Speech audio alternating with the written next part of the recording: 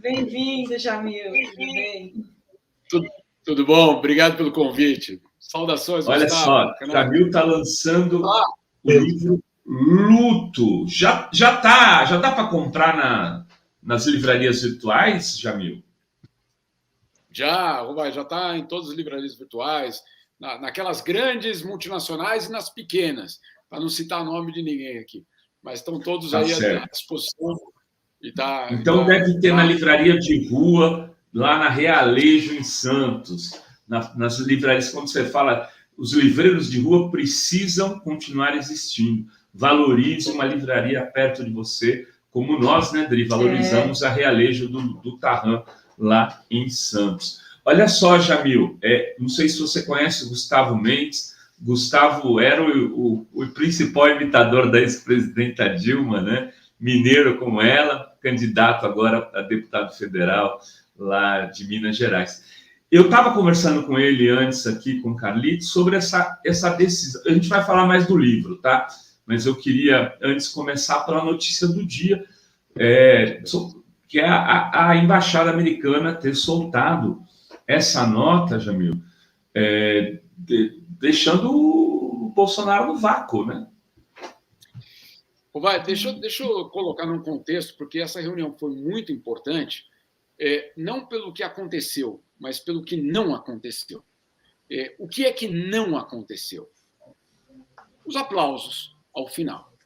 O que não aconteceu? A chancela internacional ao projeto de golpe. Alguém de dentro do governo, extremamente, eu diria, numa posição de muita influência, me ligou logo depois da reunião para dizer o seguinte: Rovai, vocês não estão entendendo, vocês da imprensa não estão entendendo. Isso aqui não é uma reunião para ter um impacto real. Essa é uma reunião para ser manipulada depois nas redes bolsonaristas para provar, entre aspas, que existe um respaldo internacional em relação às críticas em relação às urnas e ao processo eleitoral. Bom, o que é que foi feito naquele momento? Os embaixadores, os diplomatas que saíram daquela reunião, saíram extremamente constrangidos e, acima de tudo, se sentindo usados. Usados por um governo que convocou aquela plateia para, basicamente, depois usar os grupos bolsonaristas nas redes sociais, etc. A gente sabe muito bem como funciona, para dizer o mundo inteiro agora sabe da fraude, suposta fraude que vai acontecer na eleição brasileira. E o que fizeram essas embaixadas? A da Suíça, por exemplo, onde eu moro, inclusive, imediatamente o embaixador foi lá e tuitou, dizendo: nós confiamos no sistema democrático brasileiro. E aí você tem, e essa é a principal notícia, como você falou, os americanos colocando uma nota dizendo: qual é a tradução da nota da embaixada americana? Nós não caímos na ladainha, na mentira de Jair Bolsonaro. Essa é a tradução do diplomatês para o português daquela nota. E é claríssima a nota.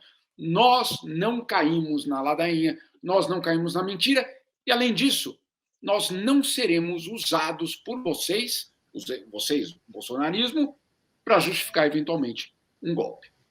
Então, é importante, a comunidade internacional está extremamente ciente de toda a crise brasileira. Na ONU, eu te digo, isso aconteceu já no final de junho, alertas muito claros da cúpula da ONU dizendo: essa eleição é um risco,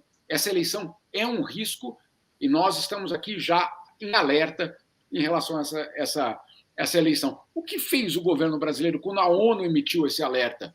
Disse o seguinte: não toleramos interferências na nossa eleição. A ONU não está fazendo nenhuma interferência.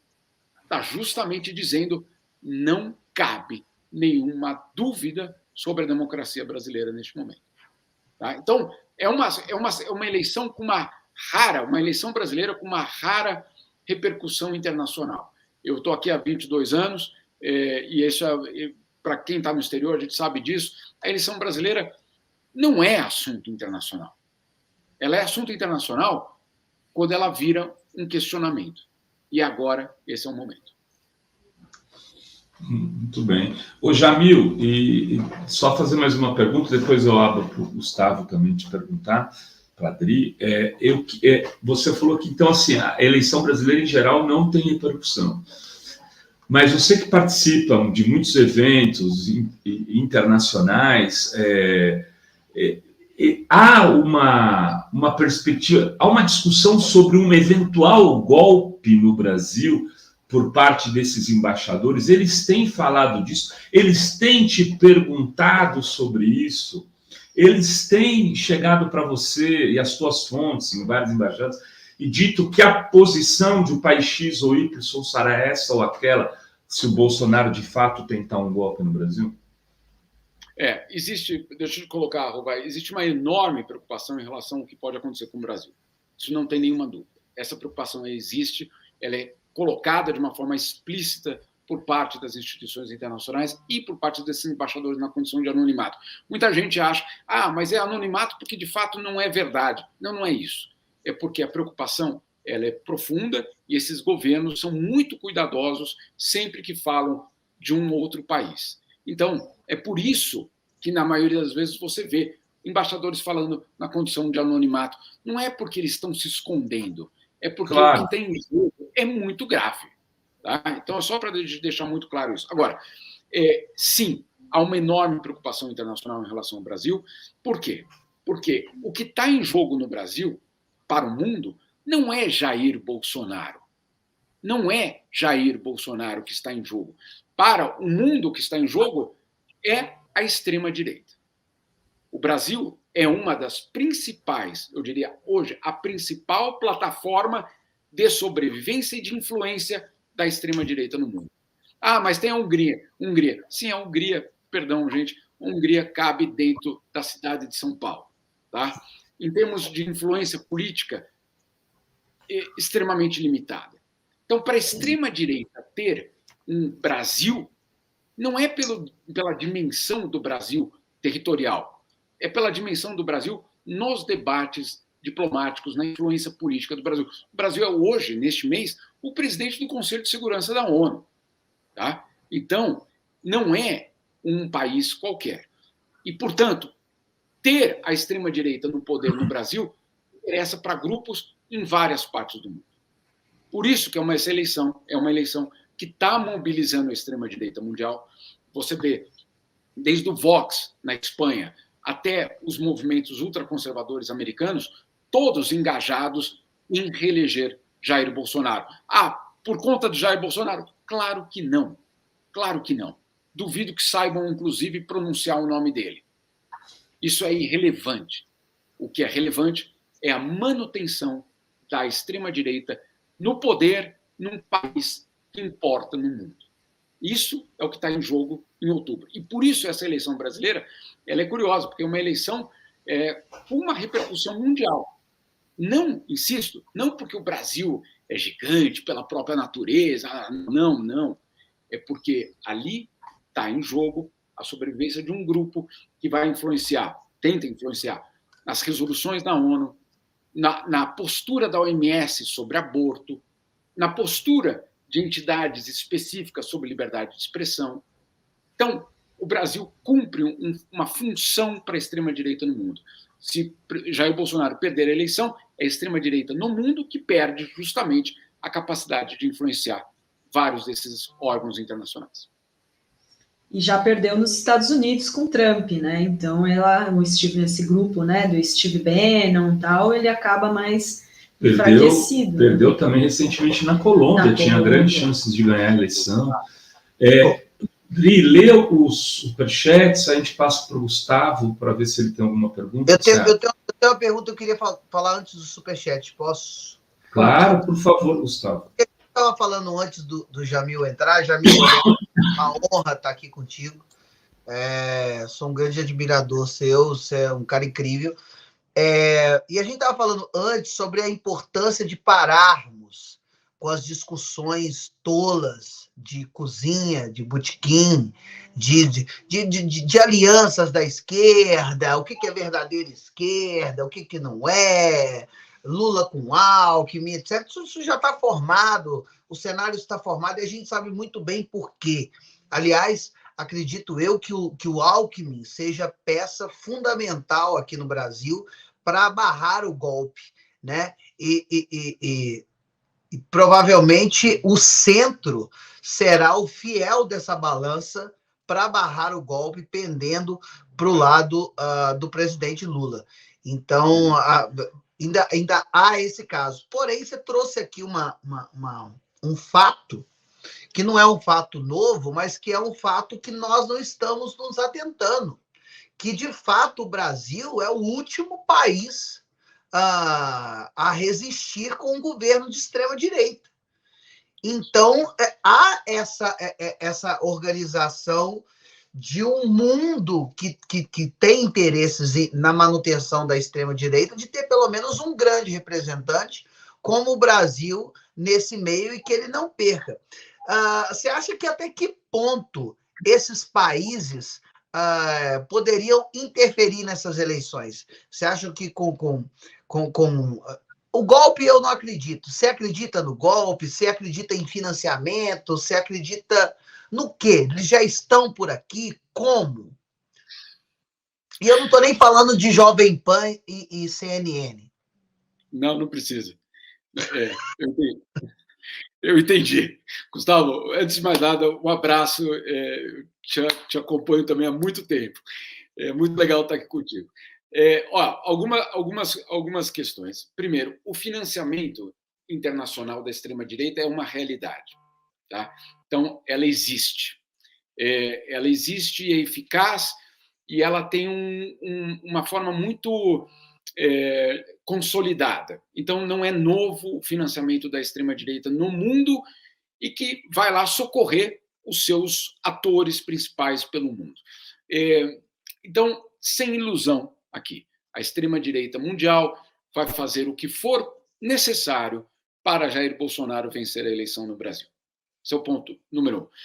Eu queria dar um passo atrás, e o que a Adri falou, em relação ao último grande país, eu acho que foi ela que falou, né, ou foi o Gustavo, o último grande país que importa no mundo sobre a extrema-direita.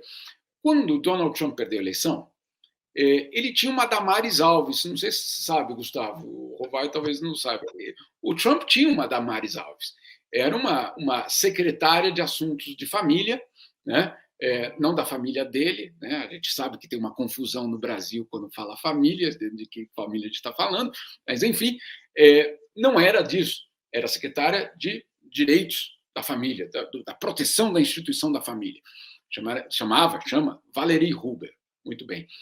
No último dia de governo do Trump, ele já tendo sido derrotado, ainda dizendo que era fraude, não sei o que e tal, ela, como secretária de família, manda um e-mail para todas as ONGs, todos os grupos ultracatólicos, os reacionários, todo aquele grupo, manda um e-mail geral dizendo: foi uma honra ter servido a esse governo, foi uma experiência impressionante, estamos nos despedindo, mas vocês da sociedade civil que estão ao nosso lado, se quiserem continuar a luta, e peço que todos continuem a luta, favor entrar em contato com a Embaixada do Brasil em Washington. Então, vamos lá. Você conhece na Olimpíada aquela modalidade que passa o bastão e é a vez do outro correr? Foi isso que o Trump fez quando saiu. Presidente Jair Bolsonaro, é contigo agora. Está aqui o bastão, é você que tem que correr agora pela extrema-direita no mundo. Isso está escrito num e-mail.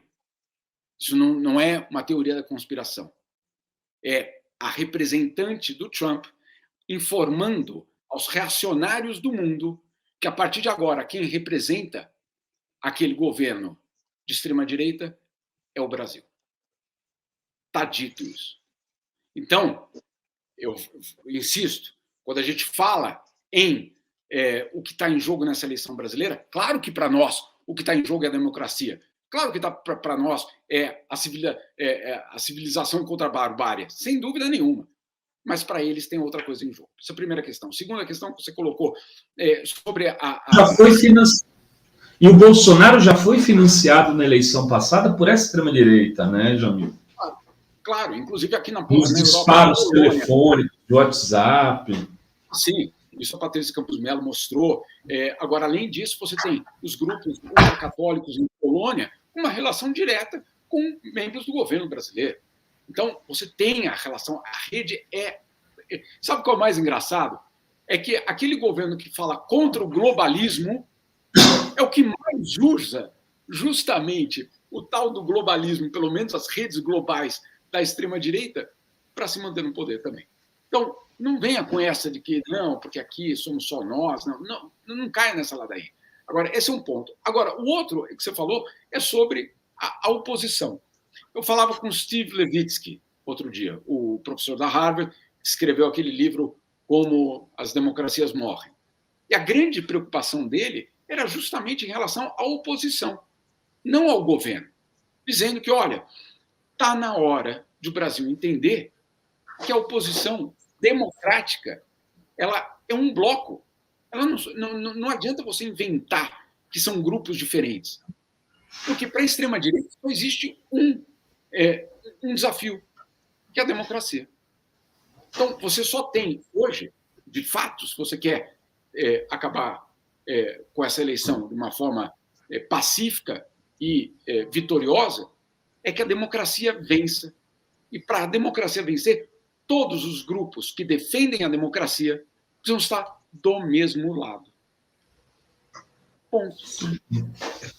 Interessante. Ou seja, né, o que é agora um movimento para tirar o Bolsonaro, né? Porque senão aí a barbárie continua indo por mais. Eu tô com um pouquinho de desculpa, mas eu sou muito sensível e eu me compadeço, eu tenho muita compaixão e eu tô compadecido com a extrema-direita no mundo porque passaram o bastão para o cara mais burro que... Se o Bolsonaro fosse qualquer outra pessoa, não é? Ficaria ao final da corrida. Mas como ele é de extrema direita e ele usou esse termo extremo, está na cabeça dele extremo, ele é extremamente burro, incompetente, ele não sabe fazer o jogo dele. Ele está fazendo o jogo na reta final, quer dizer, ele deixou...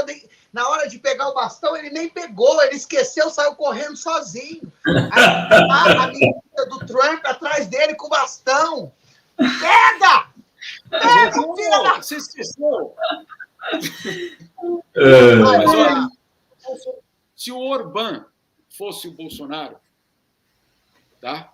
O Orbán, que por mais... Ele é extrema-direita, tudo isso, mas em termos de organização, em termos intelectuais, eu diria, em termos de formação, em termos, inclusive, de estratégia política, o Orbán é um gênio. Entende? Então, você tem uma pessoa do outro lado, é que ele governa um país irrelevante no mundo. Agora, se fosse o Orbán o nosso Bolsonaro, meu cara, ele teria lidado com a pandemia, ele teria dito, essa pandemia vai nos destruir, vamos lidar com ela, vacina para todo mundo, máscara para todo mundo, isso aqui não é uma gripezinha, vamos lá, todo mundo, vamos derrotar esse inimigo. E aí, quem é que pararia ele na eleição? Podia ser pior, né? Talvez, porque né? Se a gente for pegar mesmo a posição do Bolsonaro durante o processo de vacinação, né? Se ele tivesse feito como o Bibi de Israel e tivesse vacinado todo mundo, né, teria sido diferente. Né? Melhor para a população, melhor para a população, pior para a democracia, exato, provavelmente. Exato, isso que eu quis dizer. Que é... Dri, De Lorenzo, temos superchats antes? Hoje ainda temos Fala Rovai, viu, gente? E vamos falar um pouquinho do livro do Jamil aqui, que eu quero que ele explique para a gente, e para o Gustavo, que vai ter que sair na livraria de rua lá para comprar, porque eu tenho, Gustavo, você não tem, entendeu? Tenho, preciso muito, urgente. Então, reflexões sobre a reinvenção do futuro.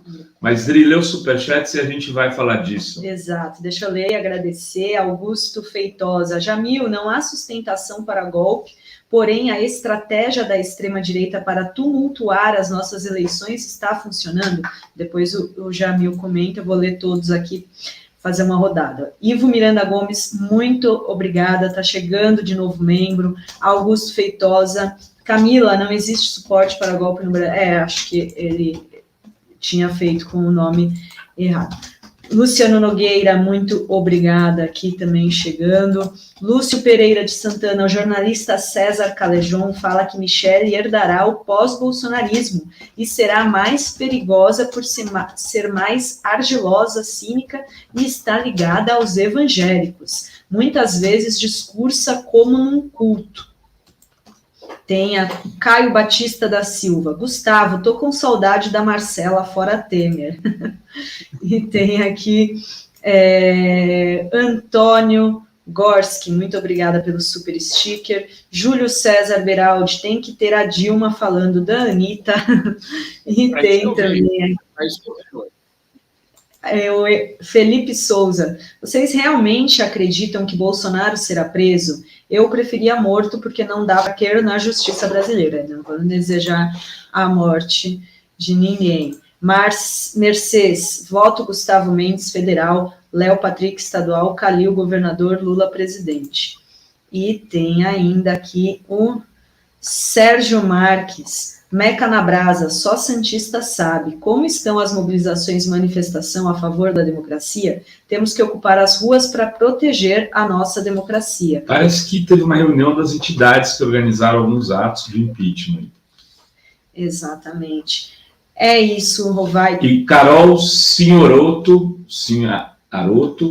muito obrigado por ter se tornado membro aqui nesse nosso programa. A gente precisa muito de membros e membros.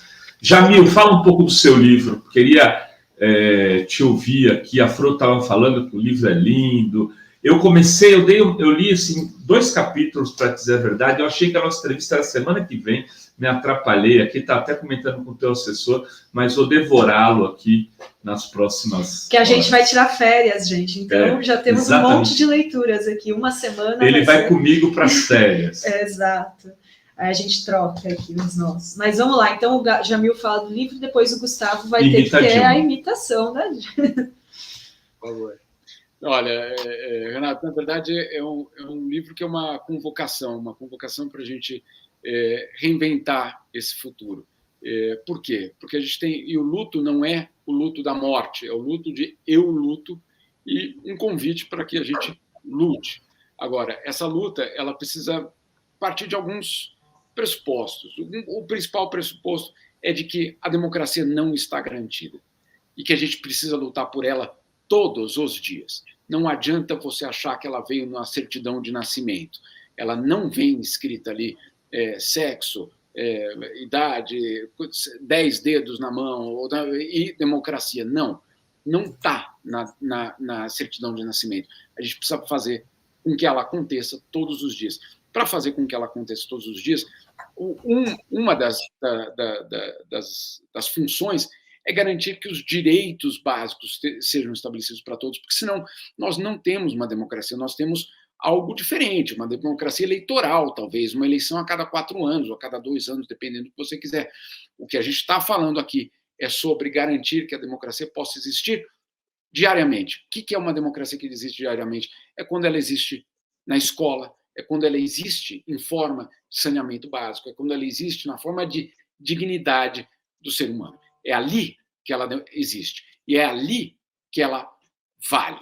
Porque o que é a democracia? É a promessa para aquela sociedade de que o destino... Claro, a gente sabe que as estrelas, a lua, a gente não sabe controlar o destino Claro que não, das nossas vidas, claro que não.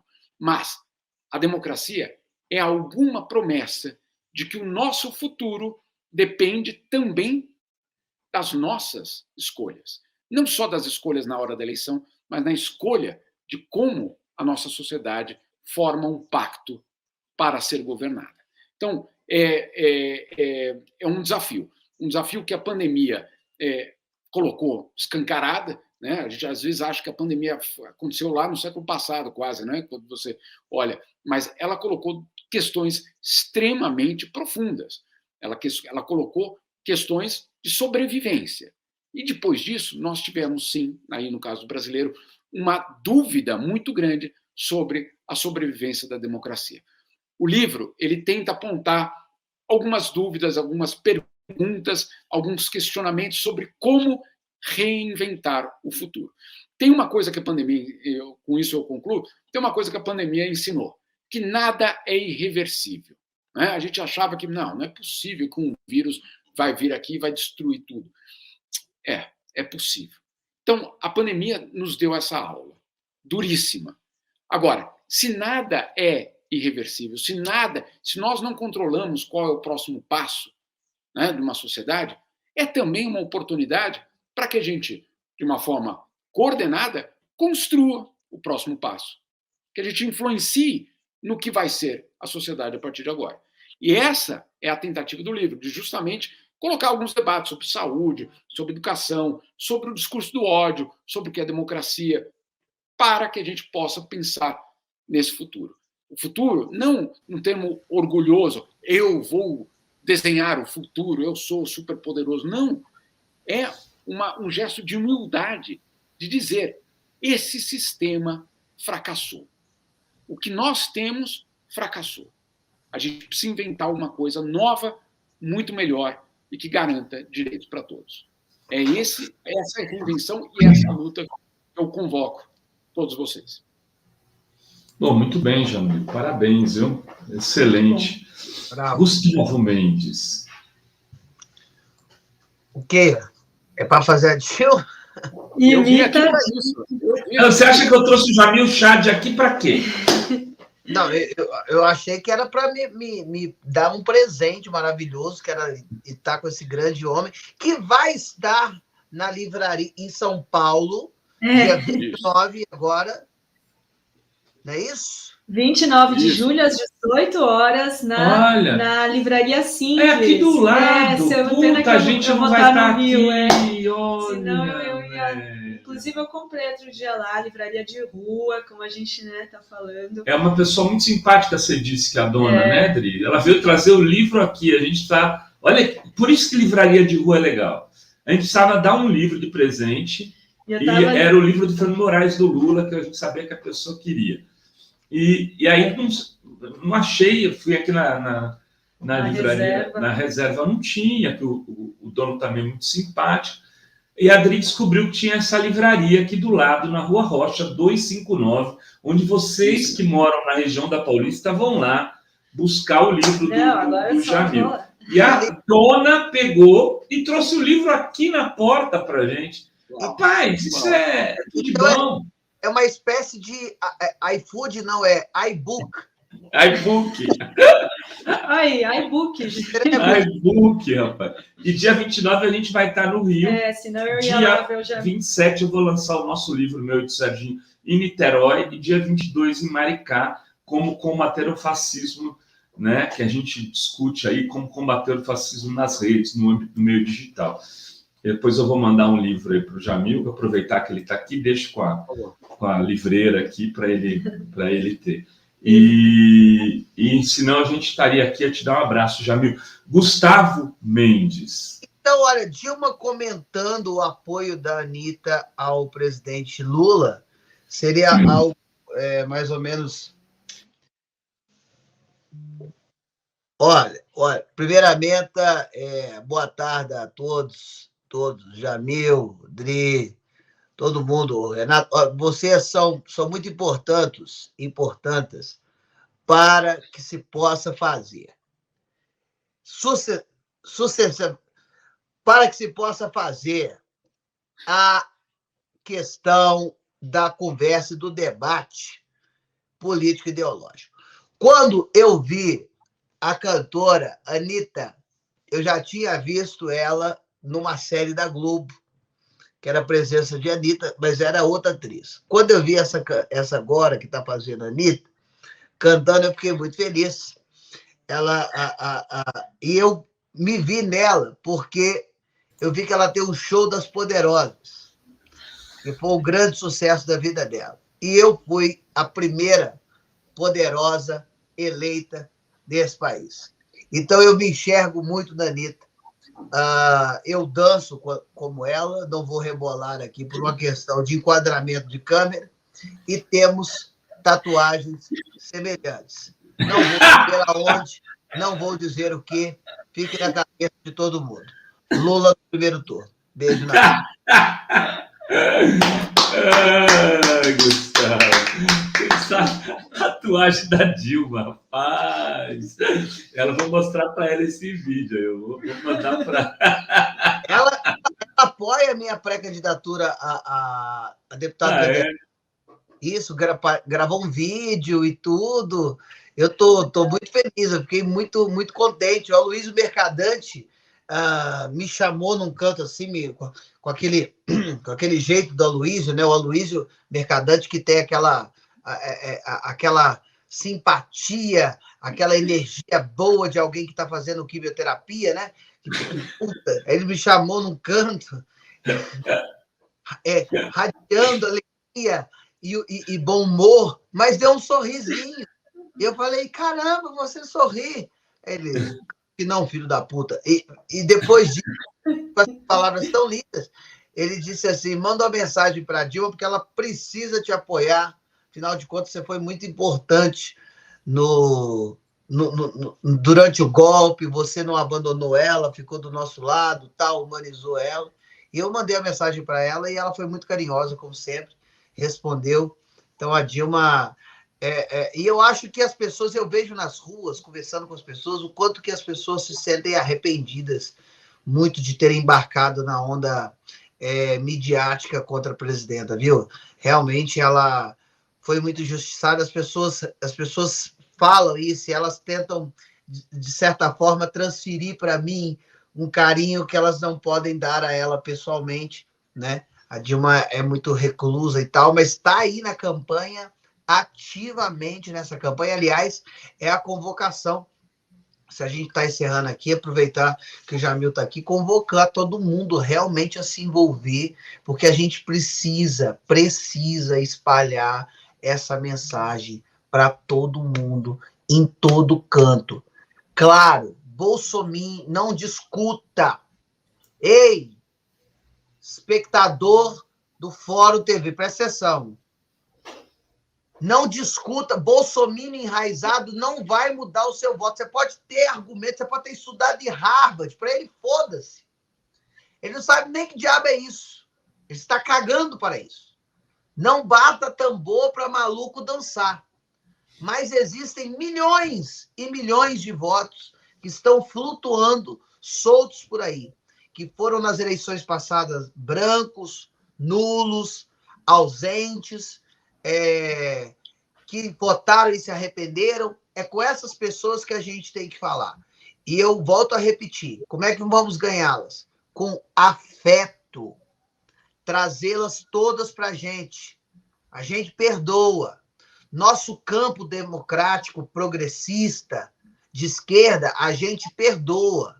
A gente traz para junto. A gente não manda matar inimigo. Nós não somos aqueles que mandam matar Marielle. Nós não somos aqueles que invadem festa porque a festa é de alguém que a gente não apoia, não gosta, e mata o aniversariante. Nós não somos esse tipo de pessoa.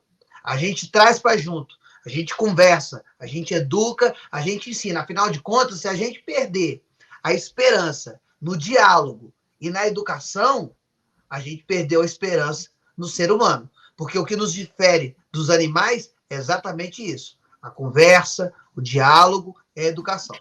Tá bom? Ô, Gustavo, fiquei sabendo aqui pelo WhatsApp, enquanto você falava, que a Anne, esposa do Edgar, que mora em Extrema, acabou de decidir que vai votar em você para deputado federal. Né? Então, manda um beijo para a Anne, que está aí, que é de Extrema, sul de Minas. E queria mandar um beijo, que o Flávio me disse que tem uma pessoa, Dona Santa, né? Que mora em Poços de Caldas, que é Minas também, né? Que tem 83 anos e assiste todos os dias o Fórum 11h30. Que depois ela conta para os filhos como foi. Então, agora, Dona Santa, a senhora pode falar que a senhora viu aqui o Jamil, o Gustavo, o Carlito Neto hoje, e que foi um baita programa, Dona Santa. Ó, um beijo para a senhora. Beijo para Dona Santa. Beijo, Dona Santa. Que a senhora possa abençoar a gente, Vossa Santidade. Beijo. Isso aí. Gustavo, Jamil, muito obrigado. Eu vou ter o Fala Rovai ainda hoje. E já vou pedir para fazerem um corte do Gustavo imitando a Dilma e depois um corte do Jamil aí para divulgar o livro. Eu quero o corte da minha pergunta para o Jamil. Porque Tá bom. Boa, e a resposta foi melhor ainda. Muito bom. É isso aí. Vai ter corte no final de semana da parte inteira de vocês. Exatamente. Beijos, beijo, Jamil. tudo Beijo, bom. Gustavo. Muito obrigada.